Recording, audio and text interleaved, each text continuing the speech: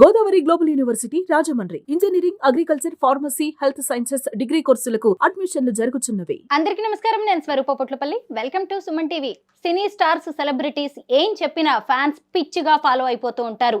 Illegal betting apps ను promote చేశారు అనే ఆరోపణలతో కొందరు సినీ స్టార్స్ మీద పోలీసులు కేసులు నమోదు చేశారు. ఇప్పటికే ప్రకాష్ రాజ్ అలాగే విజయ్ దేవరకొండ ఈడీ విచారణకు కూడా వెళ్లి వచ్చారు. ఇక ఆగస్టు 11వ తేదీన దగ్గుబాటి రాణా, ఆగస్టు 13వ తేదీన మంచు లక్ష్మీ ప్రసన్న కూడా ఈడీ విచారణకు వెళ్ళబోతున్నారు. ప్రస్తుతం నాతో పాటు ఉన్నారు సీనియర్ ఫిల్మ్ జర్నలిస్ట్, క్రిటిక్ ప్రభు గారు. ఆయనతో మాట్లాడి అసలు ఈ బెట్టింగ్ యాప్స్, ఈ కేసులు, ఆరోపణలు అనేవి ఈ సినీ స్టార్స్ వ్యక్తిగత ఇమేజ్ ని ఏమన్నా ప్రభావం చేస్తాయా, సోషల్ ఇన్ఫ్లుయెన్సర్స్ కి కూడా ఇది ఒక బిజినెస్ గా ఎలా మారిపోయింది అనేది తెలుసుకుందాం. నమస్తే ప్రభు గారు. మీరు కూడా ఫాలో అవుతూ ఉన్నారు కదా. విజయ్ దేవరకొండ ఈడీ విచారణకు వెళ్ళి వచ్చారు. ఎలాంటి ప్రభావం చూపించే అవకాశం ఉంది? విజయ్ దేవరకొండ కాకుండా మిగతా సెలబ్రిటీస్ పేర్లు ఏవైతే వినిపిస్తున్నాయో వాళ్ళందరూ బెట్టింగ్ యాప్ల్లో యాక్ట్ చేసేసి డబ్బులు తీసుకున్నారు అన్నట్టుంటే, అయితే ఈ బెట్టింగ్ యాప్లు అనేటువంటి తాలూకు అట్లా చేయటం వల్ల ఏర్పడినటువంటి ఈ దీన్ని ఒక రకంగా మానసిక వీళ్ళకి సంక్షోభం అనాలి, ఆర్థిక సంక్షోభం, నైతిక సంక్షోభం అనాలి. ఈ నైతిక సంక్షోభం అనేటువంటిది పూర్తి స్థాయిలో వాళ్ళకి తెలిసి ఒక నేర ప్రవృత్తితో చేశారా, ఎలాగైనా అక్రమ సంపాదన, అక్రమ ఆర్జనకు పాల్పడ్డారా అనేటువంటి దాన్ని మనం కనుక ఆ కోణంలో ఆలోచించినట్టయితే definitely they don't know anything about the criminal aspect of this particular issues. వీటిలో ఉన్న క్రిమినల్ ఆస్పెక్ట్స్ కూడా తెలియవు.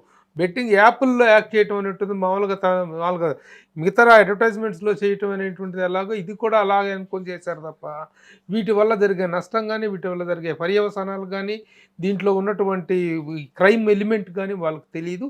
తెలిసి చేశారనుకోవటం లేదు. అజ్ఞానంతో చేశారు, తెలియక చేశారు అనేటువంటిది మాత్రం ఒప్పుకోవచ్చు. చేసే ఉంటుంది, చేశారు అన్నట్లు. ముఖ్యంగా ఇంకోటి అంటే బెట్టింగ్ యాప్లకి, గేమింగ్ యాప్లకి మధ్య ఉన్న వ్యత్యాసం కూడా తెలియదు. ఏదో అడిగారు, వాళ్ళు అడిగారు, చేసాం, మాకేదో డిమాండ్ ఉంది, మాకేదో క్రేజ్ ఉంది కాబట్టి మమ్మల్ని అడిగారు అనేటువంటి ఒక అమాయకత్వం, అజ్ఞానంలో కొంతవరకు చేసింటారు తప్ప not with a criminal intention or criminal mindset అని మాత్రం చెప్పగలం. So have to wait and see. ఏది ఏమైనా వీటి పట్ల ఒక పూర్తి స్థాయి అవగాహన. ఇది ఎందుకంటే కొత్తగా ఎమర్జ్ అయినటువంటి టెక్నాలజీ. ఈ గేమ్స్, బెట్టింగ్ యాప్స్ కానీ, గేమింగ్ యాప్స్ కానీ కొత్తగా ఎమర్జ్ అయినటువంటి టెక్నాలజీ. ఈ టెక్నాలజీలో ఉన్నటువంటి చట్టబద్ధత ఏమిటి అనేటువంటి దాని పట్ల పోలీసులకే అవగాహన లేదు. ముఖ్యంగా ఈడీకి కానీ వీళ్ళకి కానీ ఏ పరిధిలోకి వస్తుంది, under what section this crime falls under అనేటువంటి దాని మీద ఒక అవగాహన లేదు.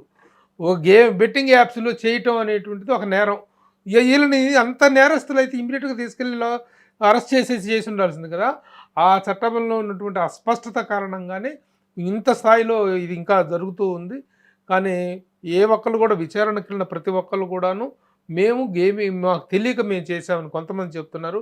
బెట్టింగ్ యాప్ కాదు మేము చేసింది, గేమింగ్ యాప్ అని కొంతమంది చెప్తున్నారు. ఏవైనా విచారణలో తెలుస్తాయి ఫైనల్గా, అంతే తప్ప మై ఫిలిం పీపుల్ ఇంటెన్షనల్గా ఇది చేసింది కాదని మాత్రం చెప్పగలను.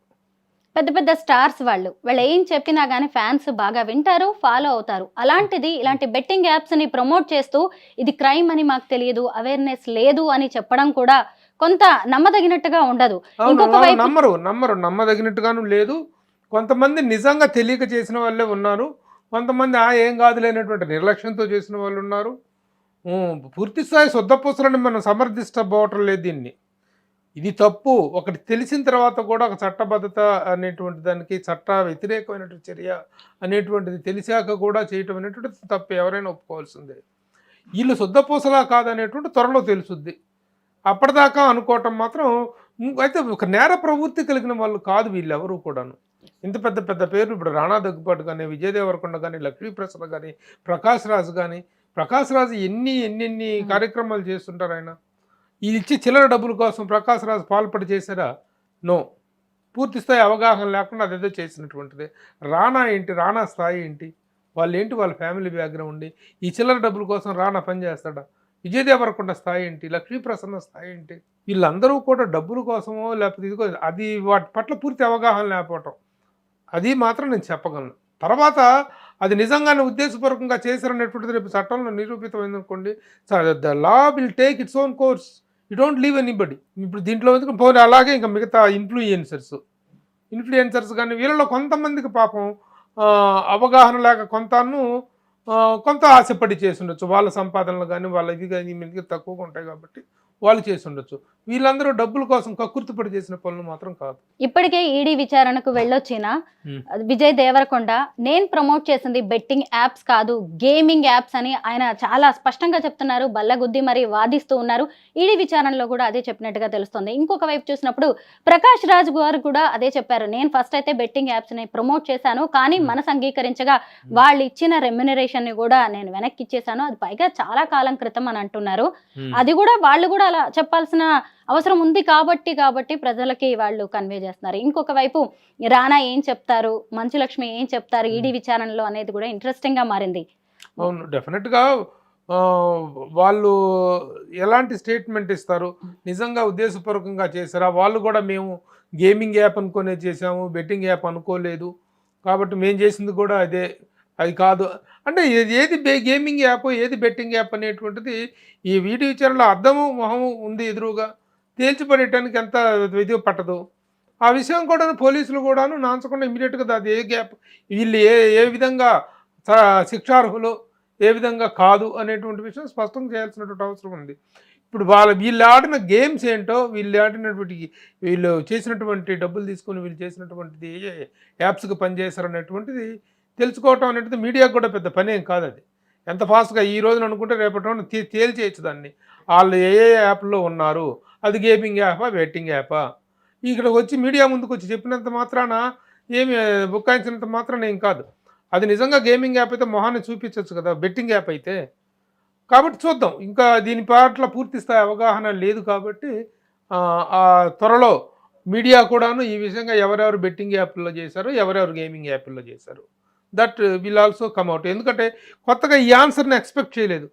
బెట్టింగ్ యాప్కి గేమింగ్ యాప్కి మధ్య వ్యత్యాసం అనేటువంటిది పూర్తి స్థాయిలో అటు వాళ్ళకి తెలీదు. అది ఏ స్థాయిలో డబ్బు తీసుకొని చేశారు, ఎలా చేశారు, what is the difference between the gaming app and the betting app అనేటువంటిది also we have to find out. Cine celebrities ని ఫ్యాన్స్ అనేవాళ్ళు ఐకాన్స్ లా చూస్తారు అనేది తెలంగాణ ప్రభుత్వానికి బాగా తెలుసు.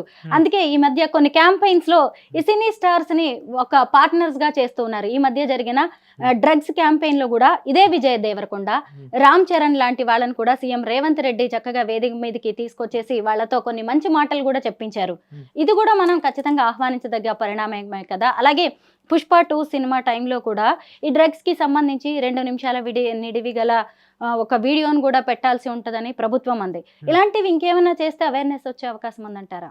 Awareness from the film people, film stars అనేటువంటిది ముఖ్యంగా ఎవరు పడితే సినిమా వాళ్ళందరూ మెసేజ్లు ఇచ్చేస్తే ఎవరు చూడరు. మళ్ళీ అక్కడ ఇన్ఫ్లుయెన్స్ చేయగలిగినటువంటి స్టార్డమ్ ఉన్న వాళ్ళు, అలాంటి చరిష్మా ఉన్న వాళ్ళు చేస్తే చూస్తారు తప్ప కొత్త వాళ్ళందరూ వచ్చేసి తెర మీదకి వచ్చేసి ఒక పావు గంట మేము ఉపన్యాసం ఇస్తామంటే ఎవరు చూడరు. మేము 2 నిమిషాలు కదా 2 సెకండ్లు చెప్పినా ఎవరు చూడరు.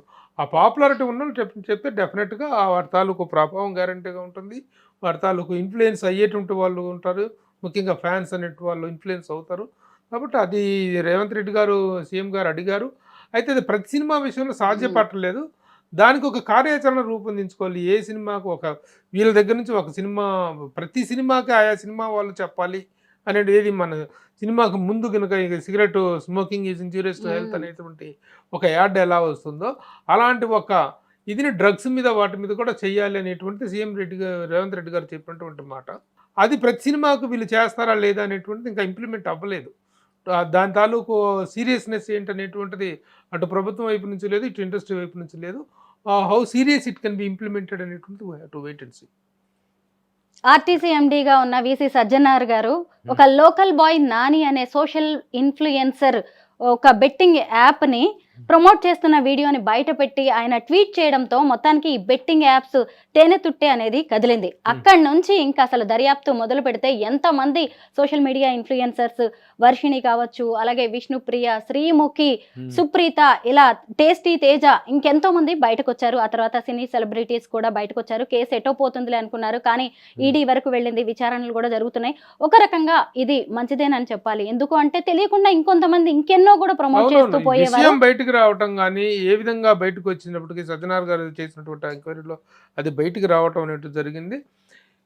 ఇంకా ముందు ఎవరు ఏ సినిమా వాళ్ళు కూడా మేము పలానా యాప్లో తెలియకుండా చేసాము, అమాయకంగా చేసామని చెప్పడానికి అవకాశం లేకుండా ఈ దర్యాప్తు అనేటువంటిది సమగ్రంగా జరగాలి, సమూలంగా జరగాలి. నిజంగా దోషులైనటువంటి వాళ్ళు ఉన్నట్లయితే వాళ్ళకు కూడా అవేర్నెస్ లేక చేశారు కాబట్టి ఒక హెచ్చరిక ఇచ్చి వదిలేయాలి.